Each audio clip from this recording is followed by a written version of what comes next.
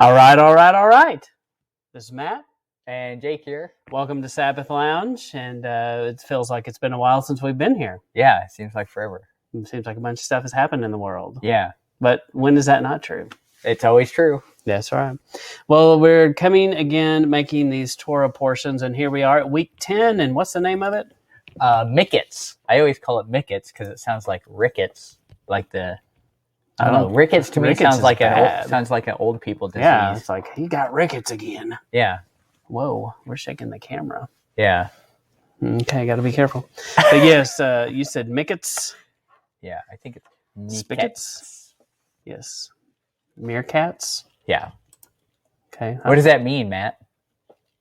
It means at the end. And this Torah portion is dealing with what section of scripture? Genesis 41 through 44:17.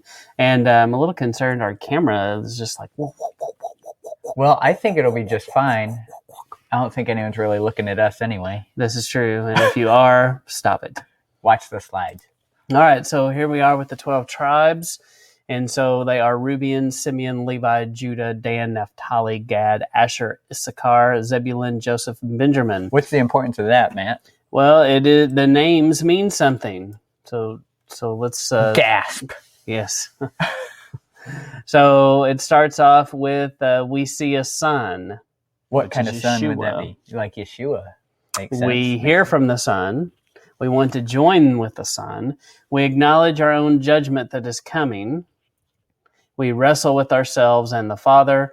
When we let him win, we are joined to his family. This leads us to joy in our obedience. As we gain wisdom to do the work of our actions, we find that it's our destiny to occupy as we become the fruit that the Father has added, the Son of his right hand. So, indeed. So if you take the names and what they mean, you can kind of do that with that. Now, somebody has taken a little bit of liberty with that, but it's interesting. I mean, I don't think it's too much of a stretch to see that he would have the gospel story written into the names of the tribes. Mm-hmm. Especially since in Revelation, how many gates are there? 12. There's 12 gates. I mean, there are 12 foundations or 12 layers. I mean, it's like, okay, I get it. 12 is important. And if you can pull the gospel story out of the first verse in the Bible, then I'm sure it's it doesn't seem like too much of a stretch. And so here's our family tree again. Yep. Not our family. Not our family. It is our family. Well, I These guess are that's our true. ancestors, That's true. Jake. That's true. I call them family. I want to be called in that family. Yeah. So, and then there's... I'd like to be grafted into that family. Right. And it's interesting. This kind of does look like grafted in here. Yeah. Just looking at the timeline even. So we wanted to dive deeper into this Joseph to Yeshua connection. I know that we've talked about that before, and I hope we're not like beating this dead horse, the proverbial dead horse. But it is interesting, and there's so much here. And I challenge you to think about this, and this list, may not be complete. And if you come up with more, send them in. That's right. So Jake, when we just alternate these. Sure. Okay, go. Both Yeshua and Joseph had miraculous births. So how was Joseph's birth miraculous? Do you remember? Well, it was his mother had been barren. Exactly. Yep. So, and then of course we know the Yeshua one. Both obedient to their fathers, and they were about their father's business. That's true. Both were pure. There was no sin that was written about them. But are we saying Joseph was sinless? No, that's not what we're saying. Right. Both were sent by the father to check on their brothers. Yeshua was sent to the lost sheep. Yes. Something got cut off there. I think it's under your thing on the side there. I don't know how to get rid of that. What happens if I say that's it's stop presenting? That's not doing it. Down here, this is the thing you want to get rid of, but I don't know that I'd click any of that. Okay. Well, maybe one day we'll figure out how to drive here. Yeah. So I don't know how we changed it, but we changed something here. What does that do? Focus mode. Ooh, there you go. Hide tools. Hey, that's probably the one. That seems a little better. Right. No, Okay. if you stop moving the mouse around, that All other right, thing will go. go away. Okay, Joseph and Yeshua go to Egypt. Joseph was the same as Pharaoh. He spoke for the Father. He represented the Father. Both were not recognized until the time was right. Oops. Both were rejected by their brothers / children. Yes. And both had garments left behind, a shroud, a coat of colors. Ooh, is this the Shroud of Turin? Is that what we're talking about? Yes. Uh-huh. Ooh. A little controversial there. That's right. There was a conspiracy to kill Judah sold them out for money, 20 pieces and 30 pieces. I think I've seen some people say this was a mistranslation and they're both the same. I don't know. I don't know. But Judas and Judah, very close. Yes, no coincidence. Both went peacefully and did not fight. For both, blood was shed and clothes were torn. Both were put in the ground. Joseph was in a well, and Yeshua was in the tomb. Both were raised up. Both were beaten, stripped, persecuted for the sake of the people. By their wounds we are healed, both the brothers and us. The coat of colors was a sign of royalty. Both were king-like and second in command on paper, but in reality in charge of it all, just like Joseph. So this coat of colors that we learn about in Miketz. Dolly Parton? She sang a song, "The coat of many colors." Oh, I'm not much gave to me. Not much of a Dolly Parton listener. You should listen to that one. That's a good one. That's about the coat of many colors. Right. Okay. Now, in the Hebrew, right, it's this coat of colors is actually a long sleeve garment of sorts, right? Right. Maybe a mistranslation, but yeah. I have no more to add. Okay. It's just interesting. Yes, definitely something you should check out, and just know that we call it coat of many colors, but yes, it may not be what we traditionally thought it was. That's for commonality. It's for commonality, so you know what we're talking about. So Joseph's dreams, the fulfillment of his dreams is Yeshua. Yes. Both went away to prepare a place for their family. Then they repent and are ashamed for the hurt it has caused their father.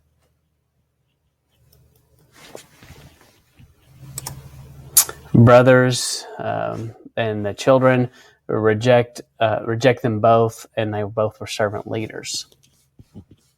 Both were elevated above others.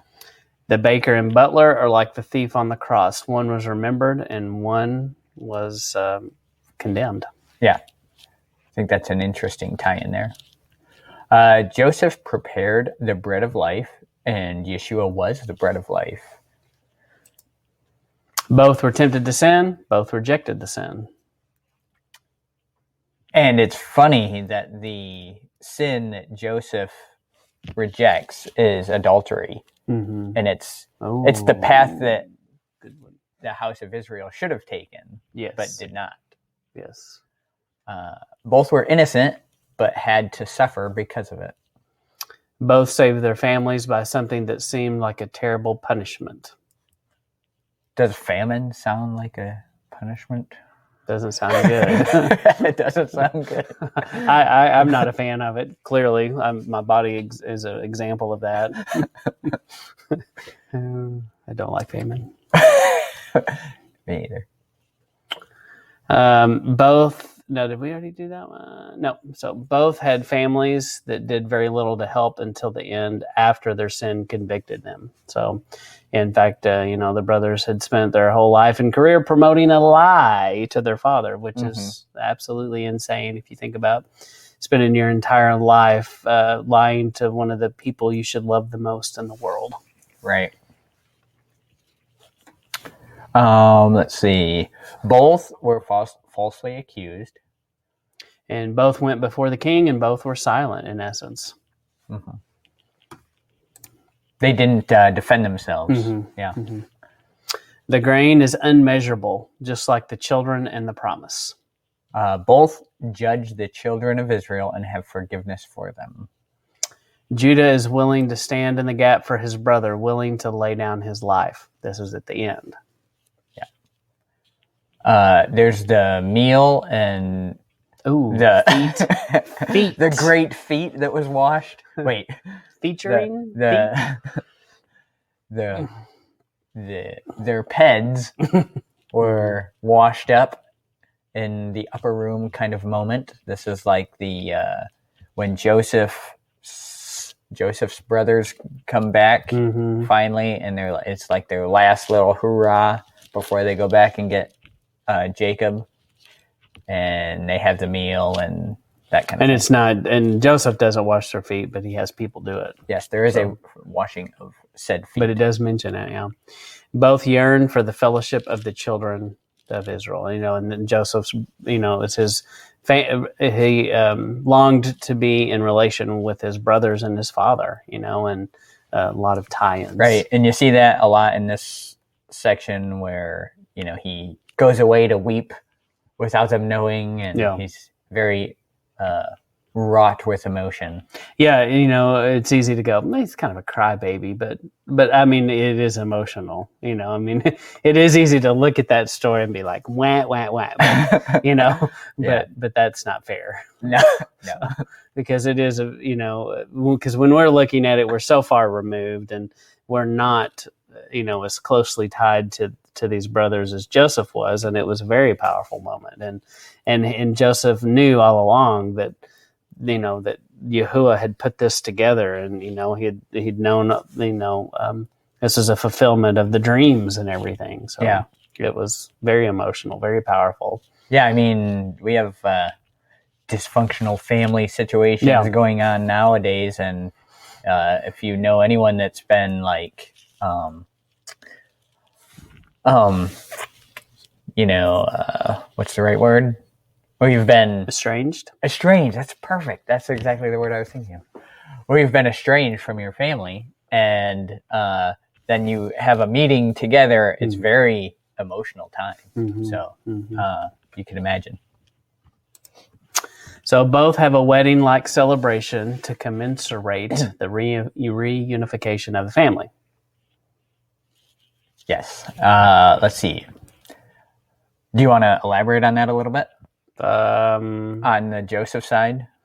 So, I mean, he definitely has a big meal, and, makes a big deal out of it. Yeah, and then they go and get the bride, right? Yeah, we're going to talk about that in a minute. Okay. Yeah. I don't want to. Too soon. Ooh, too soon. Both have brothers that are unaware that the feast they have been celebrating were for their brother. Modern Jews keep the feast, but don't recognize him. Ooh. That was pretty deep. That was deep right there. And this part has not been fulfilled. Both were in a way resurrected from the dead. Quotes from Joseph only. I don't know why. Why is quotes for Joseph only? I don't know. Oh, resurrected from the dead. Because he specifically says in this section that he was, Jacob comes and says, my son has been resurrected from the dead. Yeah. So. Yeah. See, we know what we're talking about. Yes. That's right. Both are in charge of the harvest of the wheat. Yes, you want to harvest that wheat. Both are solving the issue of a famine. Joseph is a physical famine. Yeshua represents solving the spiritual famine and is the bread of life. Both open up the storehouse. Yeshua is opening up the storehouse of heaven, of blessings, where Joseph was a literal grain silo. Just picture Yeshua handing out sacks of wheat to people. Here, go read that. Both are the answer to life in their generations. The only way was through them. Very true. The right hand of Pharaoh, the right hand of the Father. Right. Yeah, look at that relationship. That's exactly Yeshua and Yahweh kind of relationship there. Matthew 3 something. It's in there somewhere. Matthew 3, yep. Go look it up. We'll point you right to it. Voice from heaven, this is my beloved son, whom I am well pleased, loved by his father more than the other brothers. This is because he was only sold out to his father. The only one sold out to his father. Mm-hmm. Yeah, so the quote in Matthew 3 is, "This is my beloved son in whom I'm well pleased," right? Yeah. Which is a voice from heaven. Mm.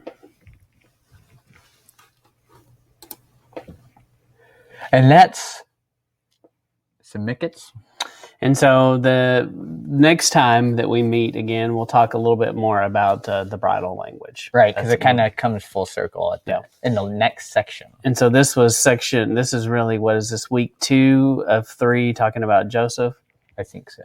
And so Joseph gets a pretty large portion in the Torah group as a whole. Yeah. So his story is very important. So, but like we said, we don't claim to be experts, Torah scholars, but we want you to look to the source and hope that our kind of fly through helps you glean maybe some things that you didn't know before. Yeah, and I think you kind of started putting this together last year, I think, on the similarities between Joseph and Yeshua, and it's insane how many tie-ins there are. I never really noticed it, how much it was like that before.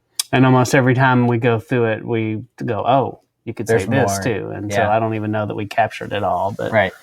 But, and I challenge you as your group. I know that we're like behind right now, but, when you go through this next time, be prepared to try to see all those connections, because it is some great aha moments that you can have. So, right.